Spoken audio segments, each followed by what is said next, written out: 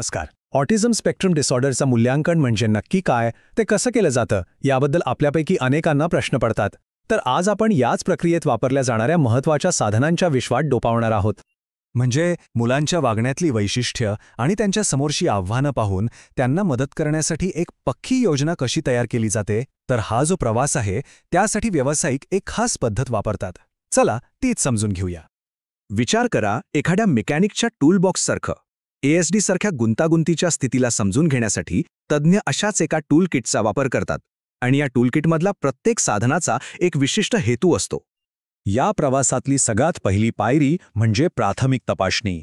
इथे एकदम खोलात जाऊन तपासणी करण्याऐवजी पुढे अधिक मूल्यांकनाची खरंच गरज आहे की नाही हे पाहिलं जातं. इथे एक महत्त्वाचा फरक समजून घेणं गरजेचं आहे.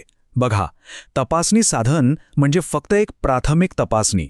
जसं आपण ताप मोजतो ते फक्त धोक्याची शक्यता दाखवतं.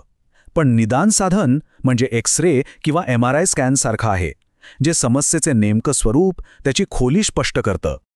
या प्राथमिक तपासणीचं एक उत्तम उदाहरण म्हणजे MCHAT.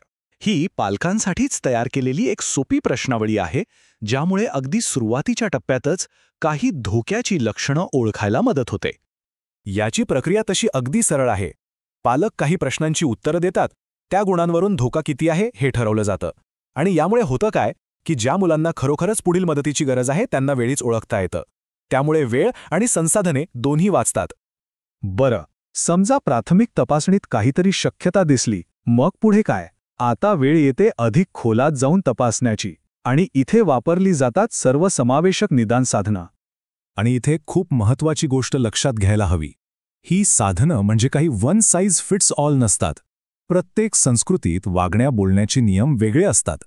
म्हणूनच ISAR सारखी साधनं खास भारतीय परिस्थितीनुसार बनवली गेली आहेत, जेणेकरून मूल्यांकन अधिक अचूक होईल. चला आता या टूलकिटमधल्या एका सगळ्यात महत्त्वाच्या आणि जास्त वापरल्या जाणाऱ्या साधनावर लक्ष देऊया, आणि ते म्हणजे कार्स स्केल. पाहूया हे नक्की काय आहे आणि ते कसं काम करतं. हे स्केल 1980च्या दशकात विकसित झालं आणि हे डॉक्टरांना मुलाच्या वर्तनाचं निरीक्षण करून त्याला गुण देण्यासाठी एक पक्की वैज्ञानिक चौकट देतं. तर हे कार स्केल नक्की कसं काम करतं? हे मुलाच्या वर्तनाचं तब्बल 15 वेगवेगळ्या क्षेत्रांमध्ये मूल्यांकन करतं.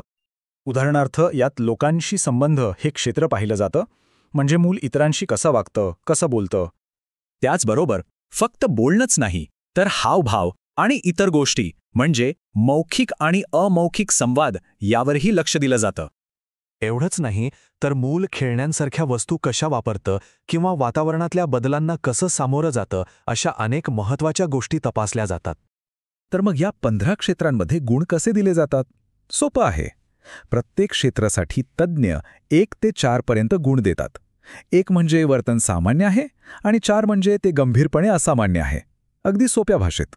आणि मग शेवटी या सगळ्या 15 क्षेत्रांमधल्या गुणांची बेरीज केली जाते. हा जो अंतिम स्कोअर असतो तो आपल्याला सांगतो की मुलाची स्थिती स्पेक्ट्रमवर नेमकी कुठे आहे, सौम्य, मध्यम की गंभीर.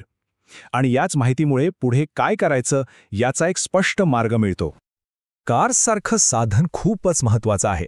पण एक गोष्ट लक्षात ठेवायला हवी की हे एका मोठ्या चित्राचा फक्त एक भाग आहे.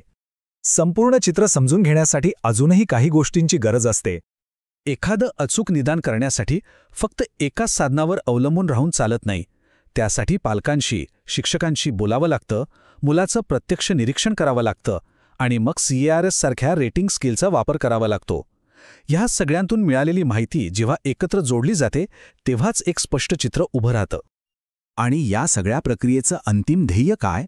तर ते फक्त एखादं लेबल लावणं नाहीये, तर त्या मुलाला पुढे मदत करण्यासाठी एक रोडमॅप, एक मार्ग तयार करणं आहे.